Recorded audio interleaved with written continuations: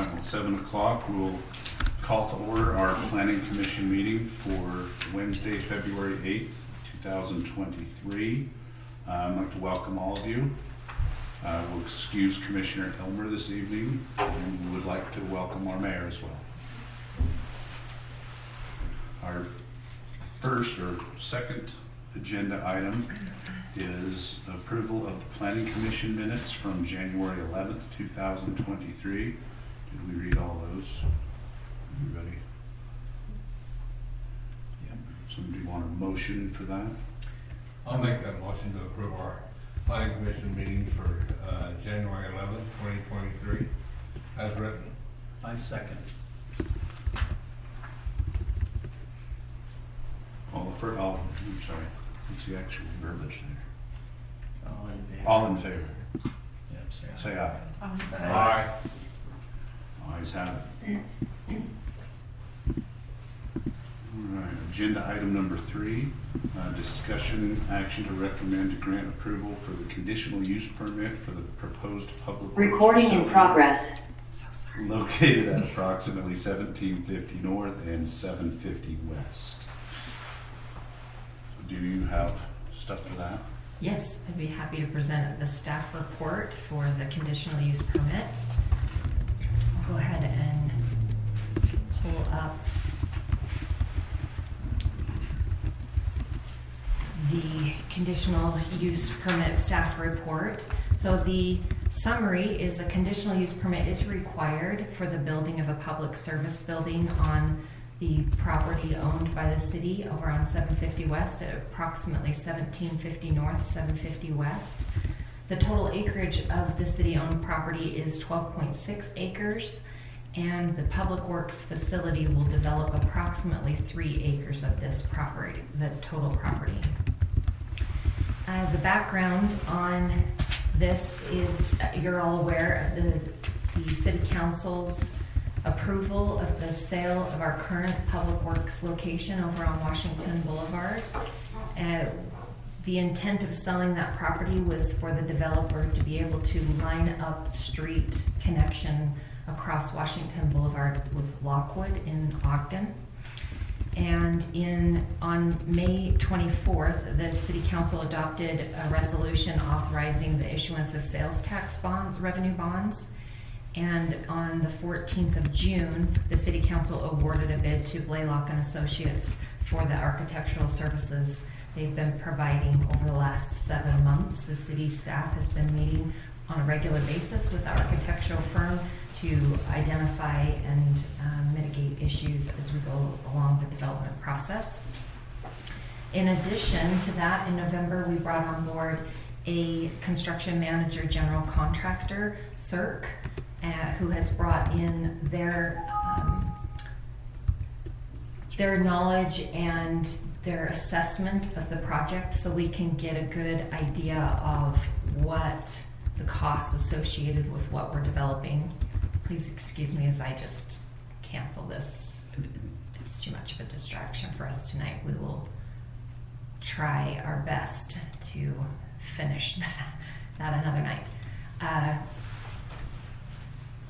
So with regard to where we're at in the processes we have before you tonight, and an evaluation of the conditions to be considered, the basis for issuance of a conditional use permit. It is allowed in the open space zone of public service building, and the mitigating factors that the staff has gone over. So as an overview, and as requested by other commissioners, this is the site plan as we have it proposed at this point. I should also point out that in our most recent, because this isn't our most recent site plan, we had a meeting last week that actually we were able to identify areas in the actual shop that could be reduced. So the size has continued to go down. We've also identified phases on the construction process for the site as well. And so we can review some of those as we go along. So some of the things that staff has considered, there's been significant consideration to the impact on the residents on 750 West with regard to what this facility will, how it will influence and affect the surrounding area. And with that in mind, staff and the architectural firm have pulled the project south to front the new public street that will be installed as part of the access that will connect 750 West to Highway 89 in our transportation plan. So the majority of the project has been pulled south. The parking lots and staff access areas are mostly on the south and the east side of the project. We're trying our best to keep the access and the process of coming and going from the staff on that side. The administration building has been pulled slightly to the west for a more prominent focus, so that is pretty much what people see as they are coming down 750 West. And the main traffic flow of the daily operations will be on the north and east sides of the site, outside of the admin building access from the south. So the proposed development will include a new local street where the majority of the traffic will be directed. Improvements for curb, gutter, and sidewalk will be deferred at this point until the city receives funding. As you're aware, we're identifying and upgrading that street to apply for funding to widen the 750 West Road along there. So that would be deferred until that funding is secured. Do we have any sort of timeline? We do not. It takes us several years of application before we get awarded the funds. So, for example, the West Harrisville Road project, we were at least 5 years of application before the funds were appropriated for us. So we can anticipate something to that effect. It depends on how many funds are allocated and how many projects they approve. But that's somewhat outside the city's control without us having to fund the entire road. So the building will go up and everything with the space for that road to expand. We're not gonna rip Yes. out all of our landscaping. to put Absolutely a not. traffic light. Yes, we are protecting the right of way on 750 West. We will put the improvements on the new road that the Public Works building fronts. Those improvements on the north side will be put in until it stubs to future development on the east. But we will protect the right of way on the 750 West side. Yes. So the development will provide parking for both staff and visiting clientele to the facility. It's somewhat important to recognize that this is the city's Public Works building. We do not collect our own utility payments. Bonavista takes our utility payments for us.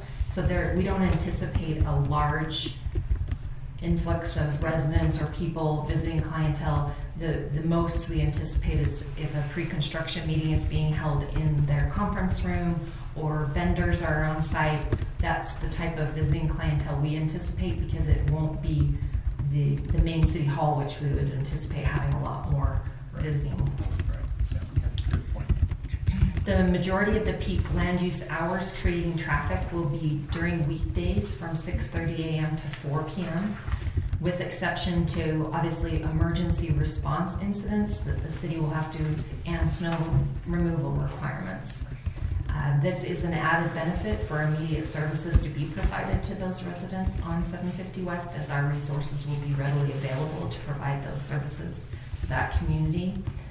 The exterior building materials will be in accordance with our city code for exterior architectural design standards.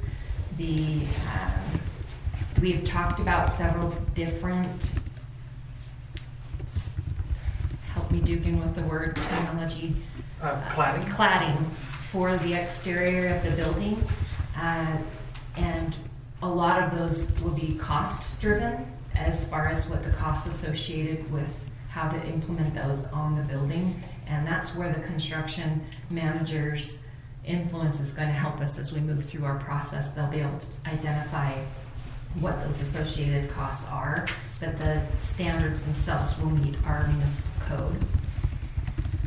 Again, the hours of operation will be weekdays 6:30 to 4 p.m. with exception to emergency incidents or snow removal requirements. The locations of outdoor storage areas have been placed on the north and east sides of the complex to protect the adjacent landowners from the visual appearance, the noise, and the dust.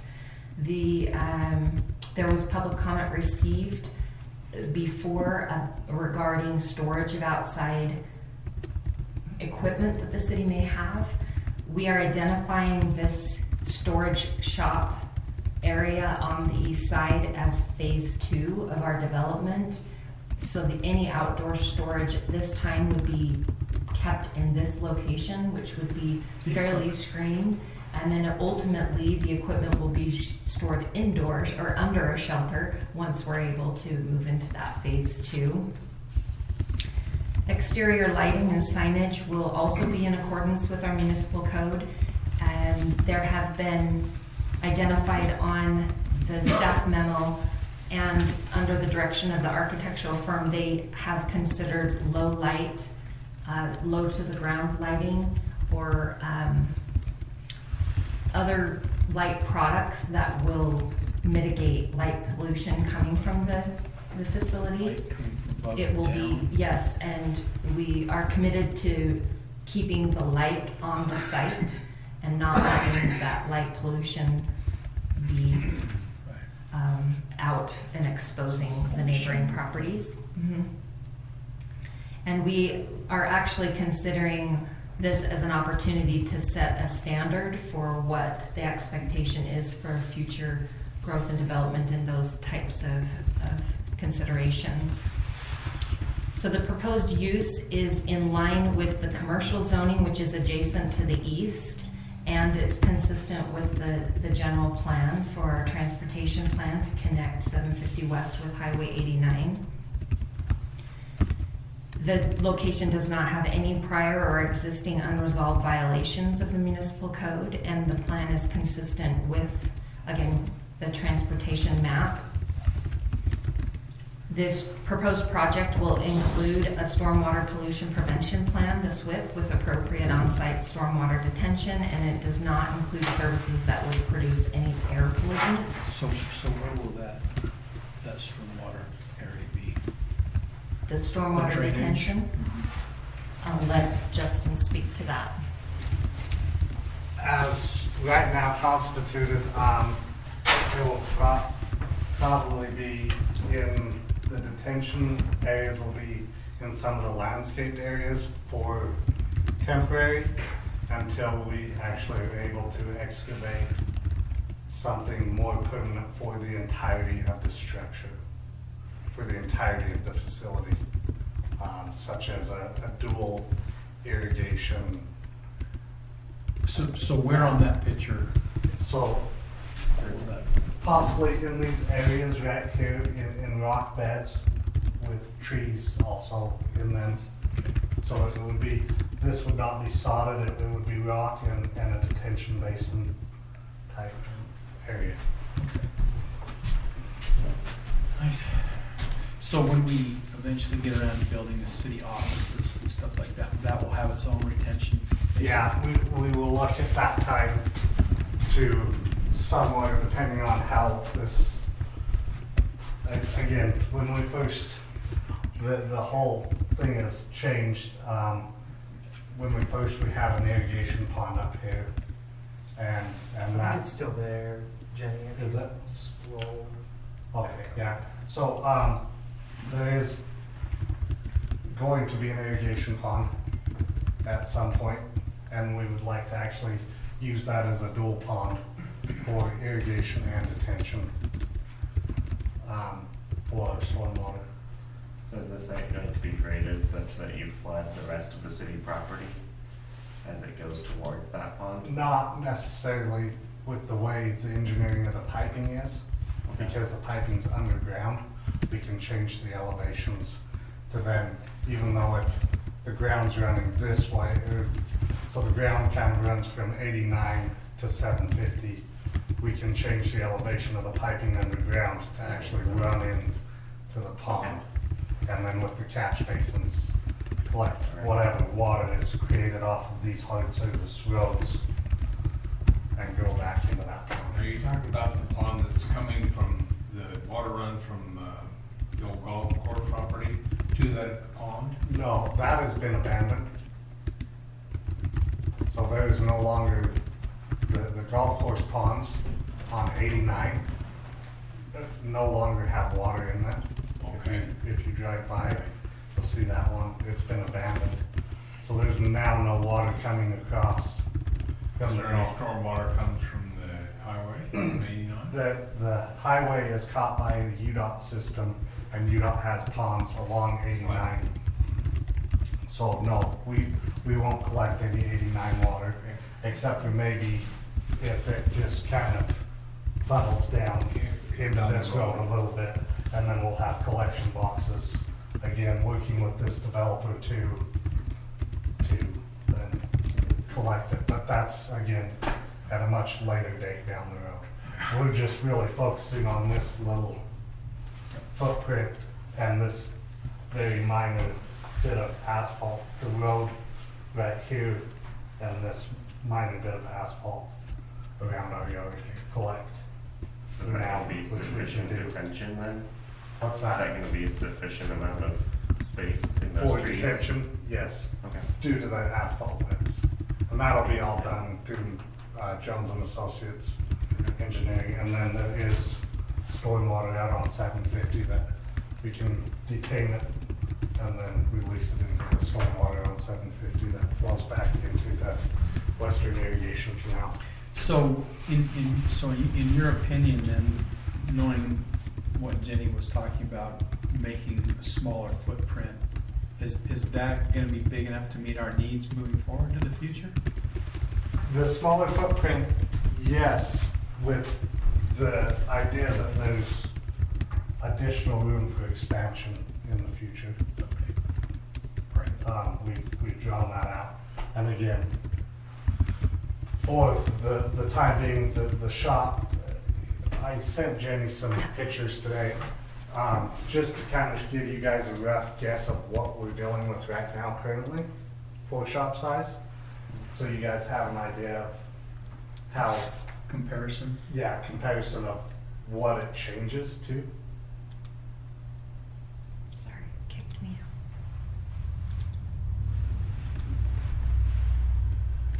This is all exciting. Thank you for answering these questions. I mean, So if you want to go forward a couple.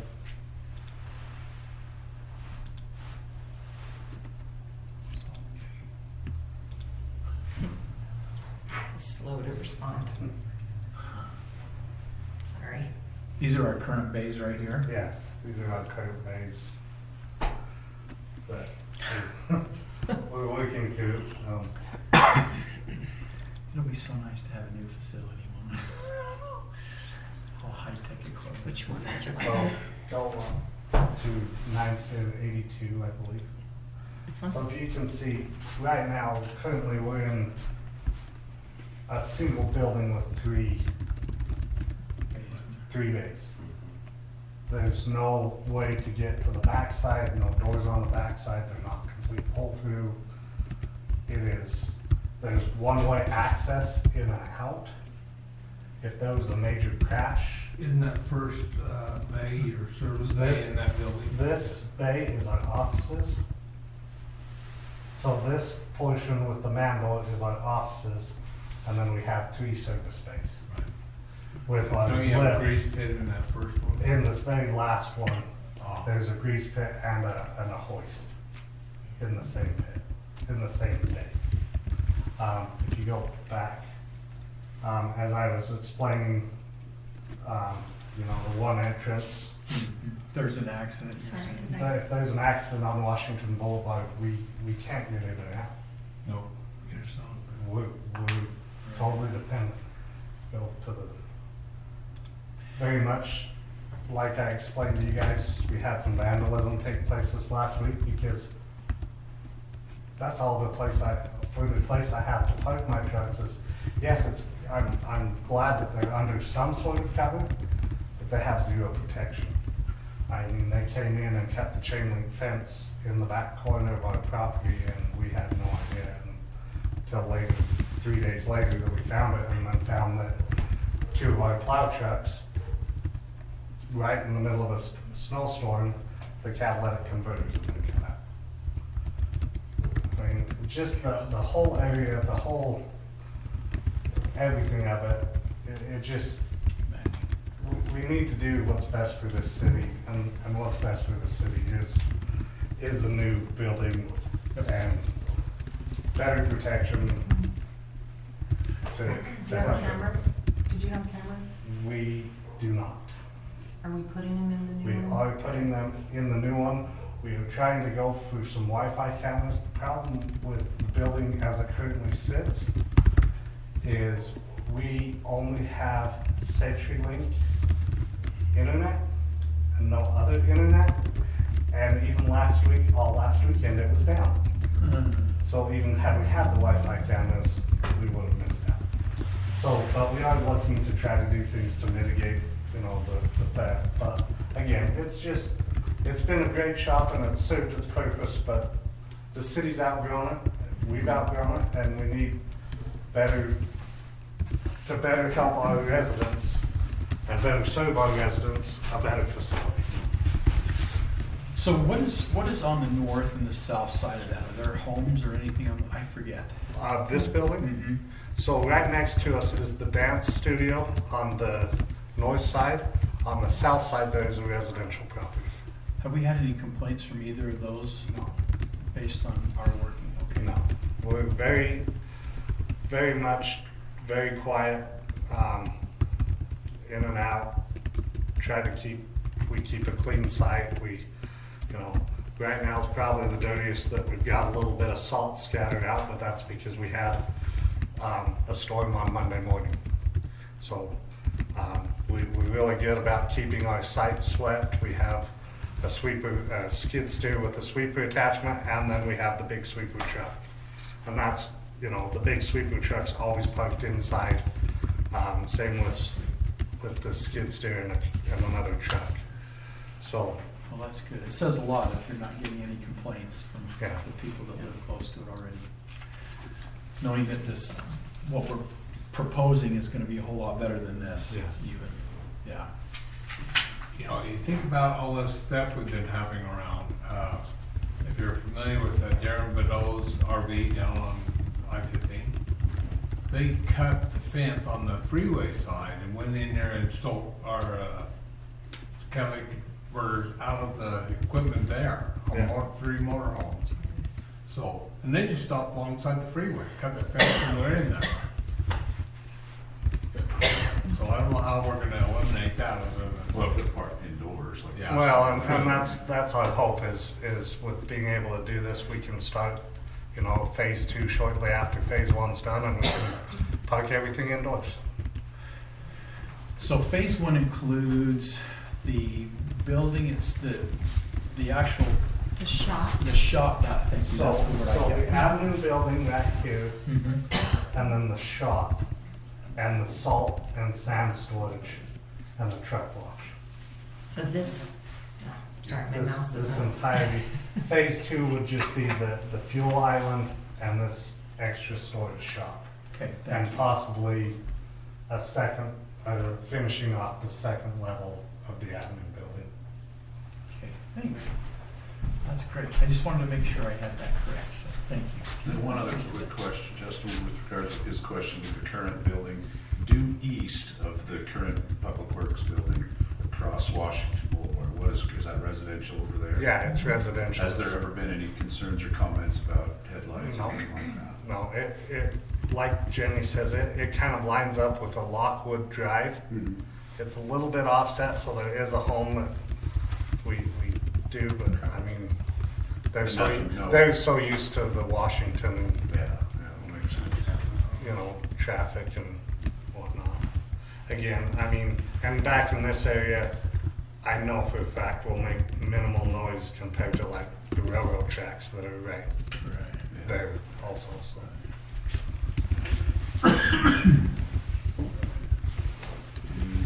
Any other questions? Awesome.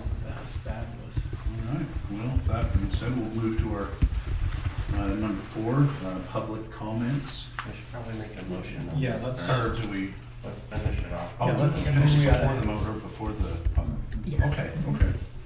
Well, then if somebody wants to motion for that.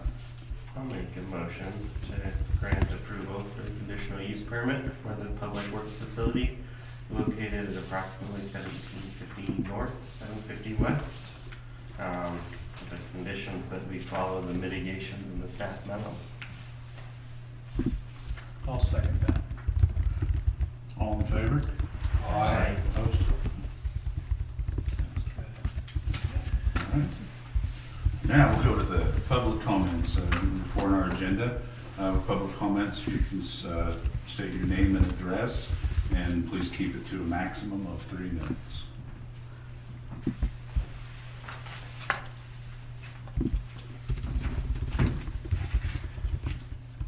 You know, I just want to comment that, for me personally, the thing that I enjoyed about what we read in preparation for this is that you went down, clearly all of the issues that had to do with our code and where, the conditional use permit would, I'm not saying this right. I appreciated the fact that we kind of talked about where we thought the problem areas were, and then what we're doing to mitigate those areas based on the code. And I just want you to know, I appreciate how thorough the information was that we received to review, and that is consistent in my experience with all the information that I received from Jenny and from the folks here, that they really do their research, because our intent is absolutely to take care of the city, to everything that we do. We want it to be beautiful, we want it to be accessible, we want it to enhance the quality of life in Harrisville. So I appreciate the fact that, you know, rather than trying to sneak or hide things like that, we just are open about the whole process and talk about and really try to go over every mitigating factor or problem that we think could exist, or that somebody might think to offer up as a complaint. And so I appreciate the thoroughness. Thank you. I don't feel like we're gonna have any public comments. You're welcome. Anybody? Do we have anything from the proposed plans of what our setback's gonna be from the road?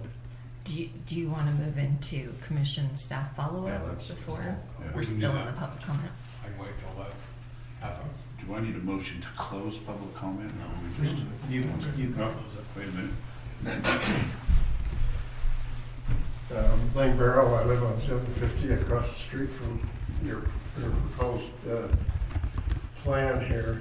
The only thing I haven't seen too many drawings of what you're proposing here, but as I gather what we're talking about tonight is this not going to be your sand and salt and sand buildings back here on this end, and coming in from the north to the south to pick up your stuff? Is that what this is right now? Actually, sir, it's just not a question and answer period. This is just public comment. Whoa. Okay. We'd be happy to The only thing address that later. The only thing that I had to comment on is that we've talked a little bit about the height of whatever the plan is gonna be. I haven't heard anything on the height of what these buildings are gonna be. And that's why I was mentioning the sand and salt buildings on this north side, which is across the street from myself. And I'd like to know what height that is. Is that gonna be for a full semi drop off?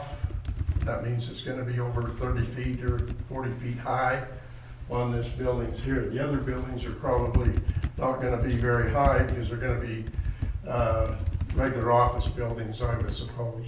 And the other buildings are gonna be whatever they need to be for the equipment.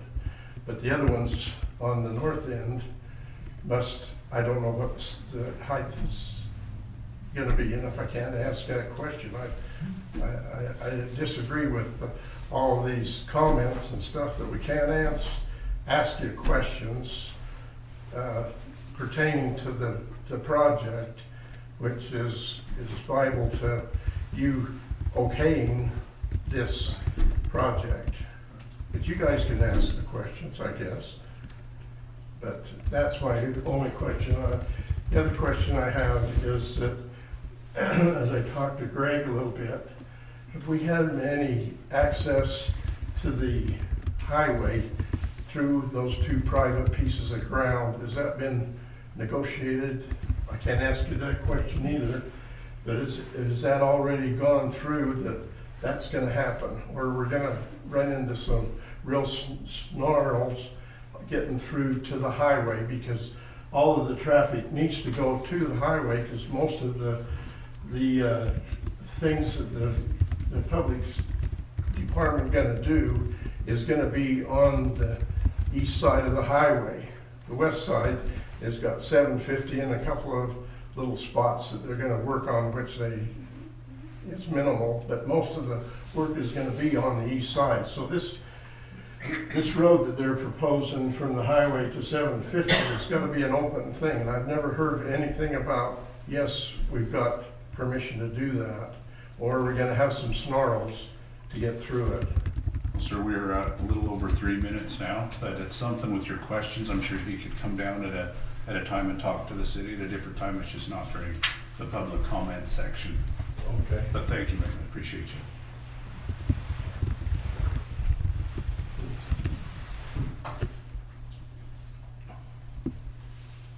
Ask about Yeah, nothing? Okay. the So we'll move to close public comment at this time, then move on to number 5, commission staff follow-up. Leave that to you. know where the 3 minute thing comes. Do you tell me, do you want us to address anything, or do you want us to give some, Yeah? would you like us to address some of the comment Yeah. at this time? Okay. I'm going to invite both Dugan and Justin to address the comments that Mr. Barrow, and then I will address the property on the east side. Would you want me to talk height? Yeah, but would you mind pulling up the concept plan? This one? That's The actual the drawing. actual drawing of the building. Oh, sure. That would be sweet. Should be at the end of our. Yeah, it's on. I don't mind pulling it up. Is it not part of this packet? I thought it was the last It page. was on the last couple pages. Let me try and reload it.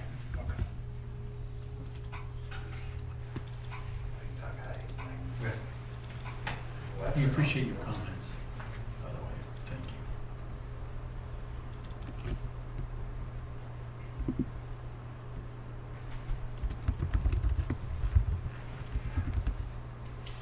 There we go. Okay. All right, so I think, is it all right if I just address them? So I think this aerial view kind of tells the story the best.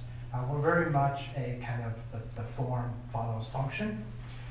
So we know, this is a 2-story admin building, it needs to be taller. So that's why it's a little bit taller than you may anticipate. But our max height at the admin building, kind of at this peak, is around 30 feet. And then we go down to 24 feet. Is that the building on the south side? That's Okay. so in this aerial view, north is kind of that direction. And so for the shop that starts to bleed into the salt storage, at this south end of the shop, we do have a mezzanine for some additional storage. So we are a little bit taller at that point. So Justin and his guys can lift up a forklift, put anything up on that mezzanine as needed. That is our tallest point of the building, and we are at around 34 feet. To be honest, we haven't done like full engineering on the project, so we're not that far along. That's kind of our anticipated range based off of some assumptions on the structural elements. And from there, we slope significantly down to a point around, I'm gonna say like a 26-foot range, back there. And then we do slope back up for the salt storage so that a vehicle could back up and lift, but it's not a semi. So even at that point right there, we're still not even taller than 30 feet. So all of our entire building, our max height is 34 feet. And Justin, correct me if I'm wrong, max residential in the area is 40. Our max residential is 40 and our max commercial is 50.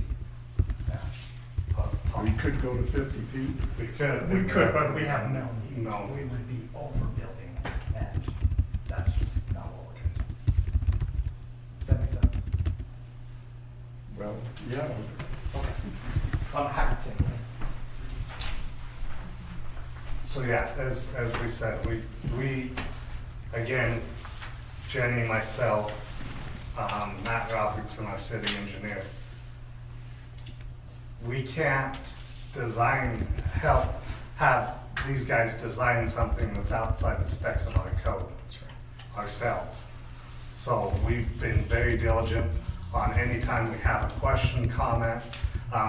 As we were looking at outside cladding, well, our code says earth tones and natural colors.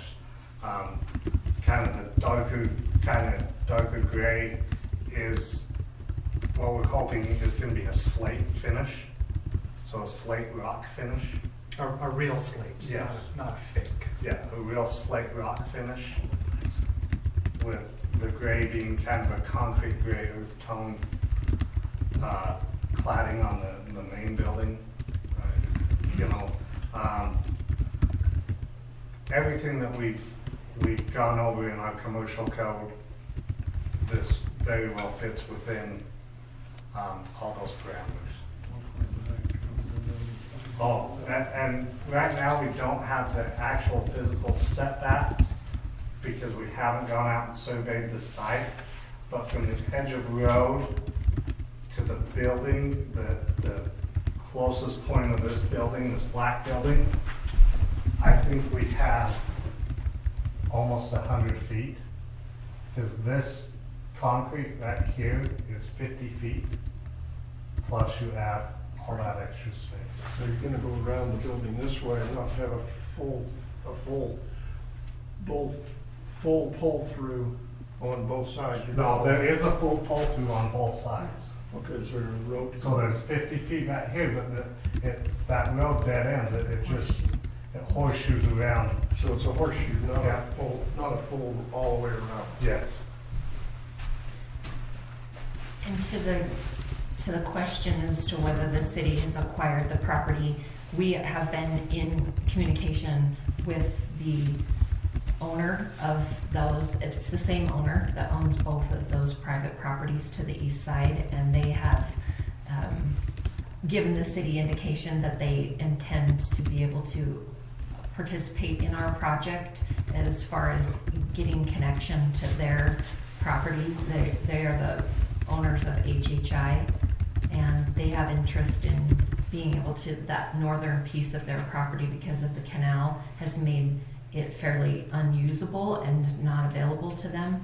And so they are working with the city, and we have every indication that we will move forward with acquiring the access to Highway 89 as we move. But we're very early in that process where the Public Works building has been sold.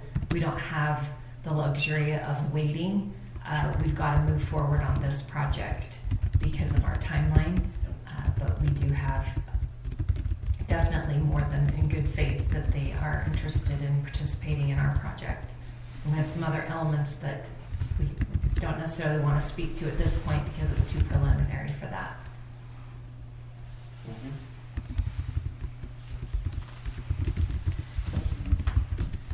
That covers those in. Okay.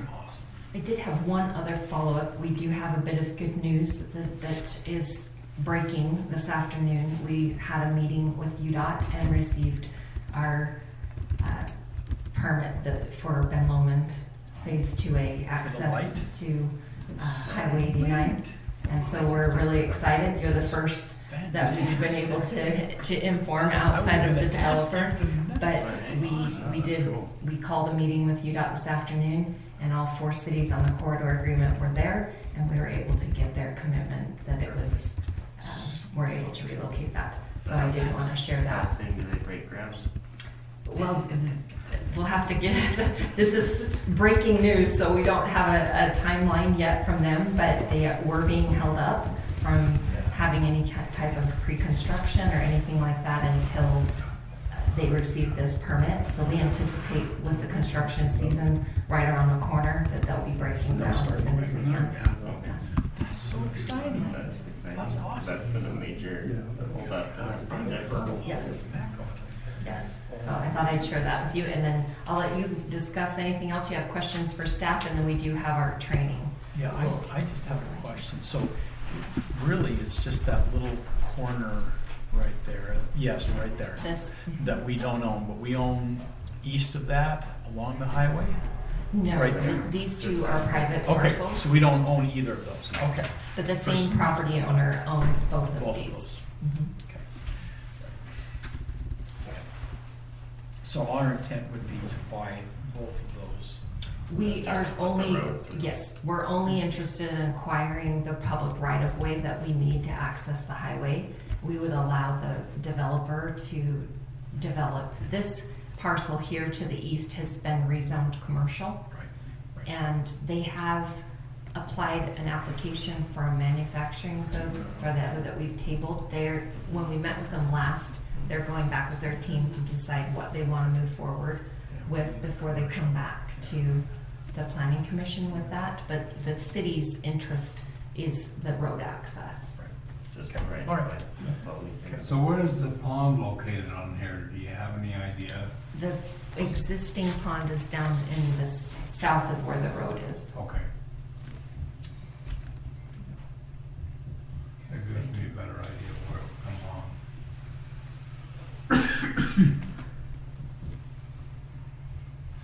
Okay, so if we think we want the fire station, where would that fit in there? That is up to the Northview Fire District.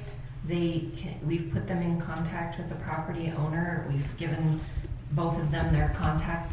It's not our place to necessarily indicate that, but it has come to our attention that we may change the road alignment here of the city's access point to further east, which would allow street to the south to line up a little bit better with what the property owner intends to do for their development. So that's still kind of up in the air as to those specifics. Right, because I know we had been looking into it, but I couldn't remember where we thought they were interested in placing it. We're way far away from the other side of that section we developed, so let's start where we're at and then. I'm just curious to ask questions, so I'm asking a question. Okay, thank you. I appreciate that. Is there anything else with that, or? We can move into the training, and we invite anyone who would like to sit through our annual training. We'll move through it as quickly as we can so that we don't put anybody to sleep. If I can get the whiteboard to speak with us. Maybe my mouse is closed. Thank you.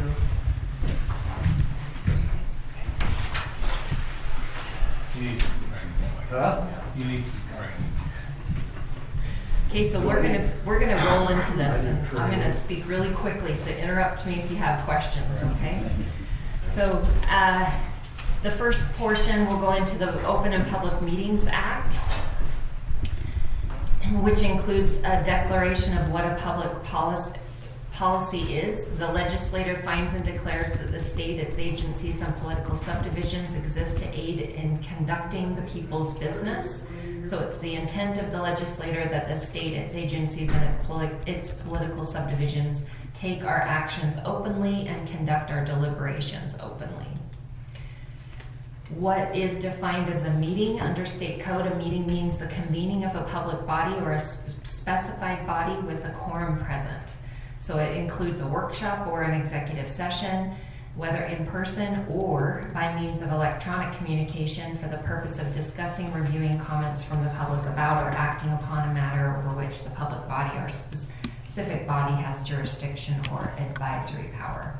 So what does that mean? It needs to be open to the public. A workshop or executive session also, so the retreat that we held is also open to the public, where a quorum of members is present. So if a workshop is being held the same day as a regularly scheduled meeting, it must be held at the regular location. Notice is given for a site visit or traveling tour. We have to post. The city council in past years has toured the Central Weber Sewer District or Bonita Vista. If we go on field trips like that, we just have to identify that we're going to meet so that the public is welcome to attend that with us. I've done that before. Fun. Yes, we have done that. And if you have interest, please just let staff know. We can always set up those tours. If you would like to know, Waste Management conducts tours at their facility and things like that. So just let me know and we can make accommodations for that. Electronic meetings, we do have an electronic meeting policy and it has to be in compliance with Utah code. If it's not practicable to conduct due to an emergency or extraordinary circumstance, there are in state code outlined conditions that we can meet in an emergency situation. What a meeting is not: a chance gathering, a social gathering. So if all of you were to show up at Walmart at the same time, it is not a public notice need. No public funds are appropriated for expenditures, so if we're holding an event that no public funds are being voted upon, then we don't have to notice for that, or it's not considered a meeting. And the public body is convened solely for the discussion or implementation of administrative or operational matters. So if we were to conduct some type of a training, we don't have to public notice that. So if we only had training today. If we only had training, we would not have had to public notice it, but for the sake of your time, we try to back it up so that when we have you here, we try to crank out your training as well. That's good, thank you. So what is a public body? A public body is an administrative, advisory, executive, or legislative, excuse my typo, body of the city that is created by statute, rule, ordinance, or resolution. So the city council, we have, you can see our public bodies in Harrisville are the city council, the planning commission, the appeal authority, and the board of trustees for the 4 Mile Special Service District. It has 2 or more members, it spends or is supported by tax dollars, and has authority to make public decisions. So the public notice requirements for our meetings: we must give annual notice of our anticipated meeting schedule. So the city council adopts a meeting schedule every year and we post that, we make that available. We have to include the date, time, and place of the scheduled meetings. We have to give at least 24-hour prior notice of each meeting and on the public notice website. We also have to provide it to the local media. It doesn't mean we have to publish in the public, the newspaper, but we have to provide them notice that we're having our meetings. The agenda must include topics that are to be discussed with reasonable specificity. So we can't be very elusive about the discussion points that we're going to have. We have to give the public enough information to know what we're discussing. And if it is not on the agenda, we cannot take action on that item. That's kind of why we've structured the public comments after the action items, so that if the public brings up something that we want to discuss, we can put that on a future agenda where you can take action on that. That way we have kind of a cleaner agenda and we don't risk having an action taken on something that was not on our agenda as well. Closed meetings, which are applicable to the city council members. Closed meetings may be held if a quorum is present. There are certain guidelines. 2/3 of the members of the public body have to approve the closing of the meeting, and the majorities of the members of the public body have to approve the closing of the meeting. A closed meeting is not allowed unless each matter discussed is permitted under the allowable closed meeting requirements. A resolution an ordinance, resolution, rule, regulation, contract, or appointment may not be approved in a closed meeting. They may not take a vote during a closed meeting except for a vote on a motion to end the closed meeting portion and return to an open meeting. And a motion to end the closed portion of a meeting may be approved by a majority of the public body. Would it ever make sense to have the closed meeting before the public meeting? Sometimes we have had to convene into a closed meeting to discuss certain items that have, there are certain things that we can discuss in a closed meeting, like the purchase or sale of I'm just city thinking property. Or City council usually does that at the end because you have all the public leave. we typically do, depending on what we're discussing. So in the case of the purchase or sale of public city property, we have convened into a closed executive session so we can discuss that item, but to take the action, you close the closed executive session, you have an agenda item on the agenda that you take your action in the public meeting. So that, but we have had that in the past. Typically, if you see the closed meeting at the end of the meeting, it's because all other city business has been taken care of and we don't anticipate taking any action on anything. Do we So we use put that it for there. clarification then at the end of the meeting? So the closed, So to speak. yes, so if you, typically when we keep a closed meeting session at the end of the meeting, it means that there's not gonna be any anticipated action by the city council. If we do anticipate that city council is gonna have to take action, we'll put the the closed executive session somewhere in the agenda so that action can be taken in the public's view. So the information to go into and enter into a closed executive session has to be publicly announced, entered into the minutes of why we're entering a closed executive session, and where the location where it's going to be held, and a vote by name of each member that is either against or for or against the closed meeting. So these are the authorized closed meeting options, the things that we can: strategy sessions to discuss collective bargaining, strategy sessions to discuss pending or reasonable imminent litigation, strategy sessions to discuss the purchase, exchange, or lease of property, strategy sessions to discuss the sale of property, and also the deployment of security devices. Obviously, we don't want the public to know where we have our security devices, so we wouldn't go into detail of where we're going to put cameras on our public works building in the public. We will talk about that in a closed executive session, so you won't see those things identified on the public plan because we don't necessarily want them to know where those things are. And investigative proceedings regarding allegations of criminal misconduct. Oh, I missed the first one. You're also allowed to go into a closed executive session to discuss the character, professional competence, or physical or mental health of an individual.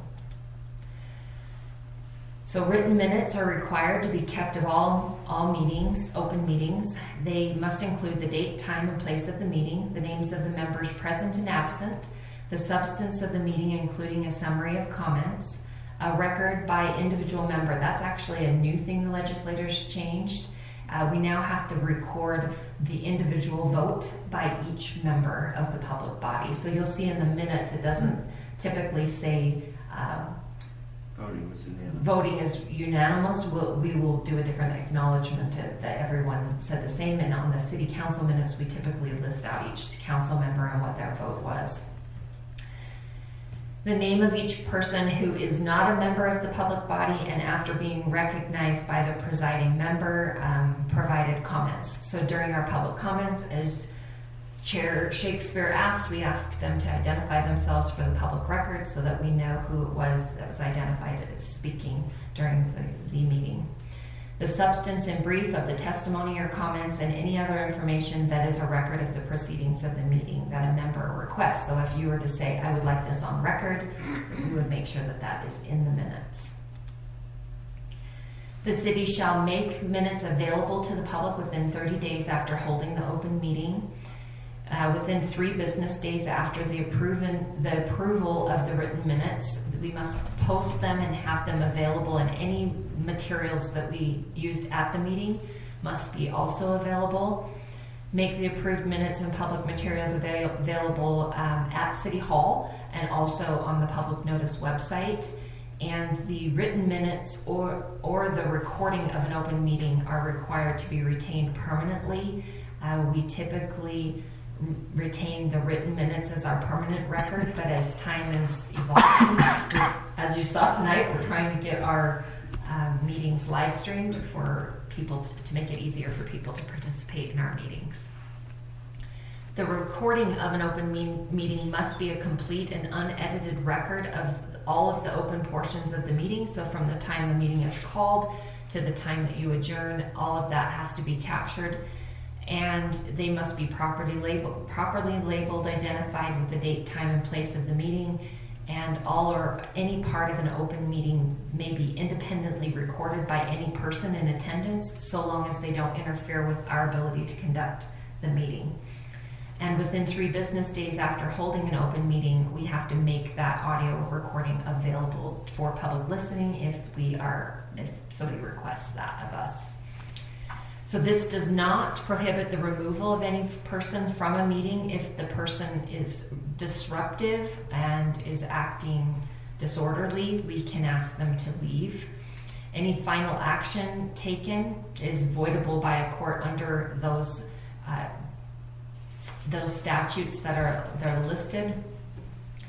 The public body otherwise complies with the provisions of the emergency meetings, and if the exceptions to the voidable by court are if we called an emergency meeting or if the failure of the notice was because of a communication failure. So we've had that happen here where we've gone to post an agenda and the public notice website is down. So if we're not able to give that 24-hour notice because there's a failure for us to do so, then they can't actually,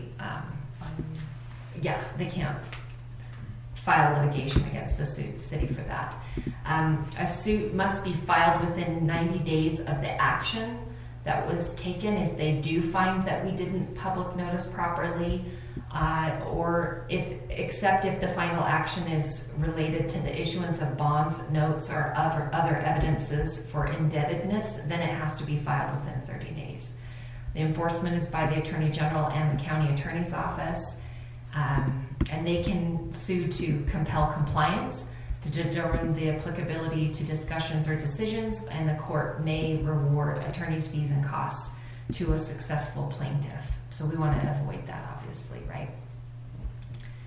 So that is the end of our open and public meetings.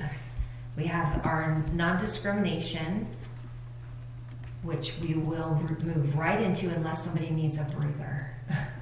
Shall we power through it? So an overview of this training includes the purpose of the training, the protected classes and definitions, the governing laws and policies, the examples and explanations of what harassment or discrimination could be, and workplace violence prevention. So the training purpose is to recognize what's occurring in the workplace, to prevent unlawful conduct and discrimination, to understand complaints, and to avoid costly claims. The protected classes under federal and state law are race, creed, color, gender identity, sexual orientation, veteran status, national origin, citizenship, disability, age, pregnancy, familial status, and genetics. Definitions include discrimination means the unjust or prejudicial, thank you, that's a hard one for me, treatment of different categories of people or things, especially on the grounds of personal characteristics. Harassment means aggressive pressure or intimidations and is illegal when directed to a protected class. Harassment is any conduct or behavior toward another person based on a protected class which is pervasive, unwelcome, insulting, demeaning, threatening, ridiculing, derisive, or coercive, and results in a hostile, abusive, or intimidating in the work environment. Pervasive means existing in or spreading through every part of something. So it's ongoing, constantly hostile, inappropriate comments, jokes, innuendos, gestures, touching, graphic material, and communication. Demean means to lower in character, status, or reputation. To ridicule means to make fun of or mock. Threatening means to cause to feel insecure or anxious. And coercion means to restrain or dominate by force, to compel to an act or a choice. So federal, state, and local laws include Title VII of the Civil Rights Act of 1964, Equal Pay Act of 1963, the Age Discrimination Act of 1967, the Rehabilitation Act of 1973, the 1978 Pregnancy Disability Amendment to Title VII, the Americans with Disabilities Act of 1990, which was also amended in 2008, Genetic Information Non-Discrimination Act of 2008, Genetic Information Non-Discrimination, I have got that twice, state law and Utah Anti-Discrimination Act, and any of our municipal code and city policies and procedures, and the city does have a non-discrimination resolution. Sexual harassment means sex or gender-based harassment. It could be quid pro quo, which means do this and I'll give you that, and or a hostile environment. A hostile work environment means conduct to a protected class which unreasonably interferes with an individual's job performance or creates an intimidating, hostile, or offensive work atmosphere, whether or not the harassment is linked to an economic job consequence. So such behavior as stereotyping, unwanted physical touch, targeting a protected class or individual. Who can be a perpetrator, management, an employee, or even the public. Who can be a victim, targeted individual, anyone in the work environment, or anyone who tries to help. How do we address harassment? We report to human resources or to an immediate supervisor. Appropriate and professional behavior includes being an example, dressing according to the written dress code in the policy manual, keeping your hands to yourself, communicating the behavior you find unwelcome, and reporting any harassment. Unacceptable behavior includes sharing too much personal information in the workplace, focusing on comments about the body or of another person, sharing inappropriate humor, displaying or sharing graphic material or inappropriate social media, emails, texting, or messages in the workplace. The workplace violence prevention. What is workplace violence? It's any act or threat or physical violence, harassment, intimidation, or other threatening, disruptive behavior that occurs in the workplace. It can be verbal abuse, direct or indirect threats, including nonverbal actions, violent or extreme action, and some of the warning signs is fascination with weapons, alcohol or drug use, severe stress, anguish over workplace issues, history of violence, psychological instability, social isolation, and declining hygiene or personality changes. The stages of violent behavior. Some of the early indicators are name-calling, harassment, insubordination, people being argumentative, alienating behavior. Escalation can include ignoring policy, criminal behavior, threats, blaming, and victimhood, and violence includes weapons, assault, arson, and including suicide. Prevention, we have two stages of prevention: anticipation, which is recognizing the stages that we just discussed, implementing security measures, intervention and reporting, and the security that we recommend are locking doors, using lights and security, implementing visitor protocol, no strangers in the workplace. And we have a pretty good protocol here with the city staff. We're protected behind glass. We have only access by secured doors for the public. And no strangers in the workplace is hard to do in the city. So we actually do pretty well normally if people are in the lobby, and because we have our own police department, anybody that comes behind the closed doors has to be BCI certified. So we have to keep a close eye on people that are coming through the city hall. So there are some steps for managing disgruntled coworkers and patrons. Knowing how human psychology works, perception is their reality. Non-threatening posture, avoid anger, avoid appearing fearful, setting an example, being aware of mental illness and reduced capacity individuals. Responding rather than reacting, be truthful and credible, avoid being argumentative. Talk slow, listen, and be attentive, and allow the other person to vent.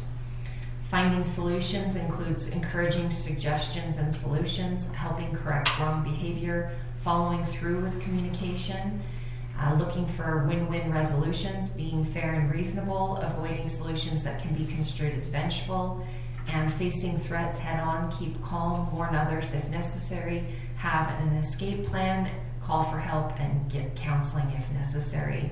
And we do have a fairly good protocol for people at the window. Sometimes it's difficult when you get a resident or another patron that is upset about what's going on in the city, and typically we will have another staff member come up behind them to support them, to give them support. What if that, we kind of watch, we monitor, we have our camera system. We also can hear conversations that are taking place. If we hear that the conversation is getting elevated, we typically encourage a neighboring employee to come up to support that person so that they're not feeling like that's being just communicated to them, strictly to them. I think we're pretty proactive. We even have law enforcement in here. Yes. Our meeting. We do. We try to take a proactive measure. We typically invite law enforcement to attend our meetings, and particularly any meeting we anticipate having a large public attendance to. So thank you. That's your annual requirement for this year. We're checking into whether our ethics is an annual signature. We'll get that to you if it is for our audit, and any of the financial requirements we'll follow up with you. And we can count that towards our annual training hours. And I didn't even turn into a pumpkin. Thank you. Appreciate that. Usually at 8 o'clock I do. And it's 8:06. 8:00, yes, it is. So I won't keep you any longer if you don't have any more, Mine says 8:07. Oh, now it's 8:07. any more comments or questions. It's been a very busy week for me. I'm tired. And then we officially adjourn the meeting at 8:07. Perfect. All right. Thank you. Sweet.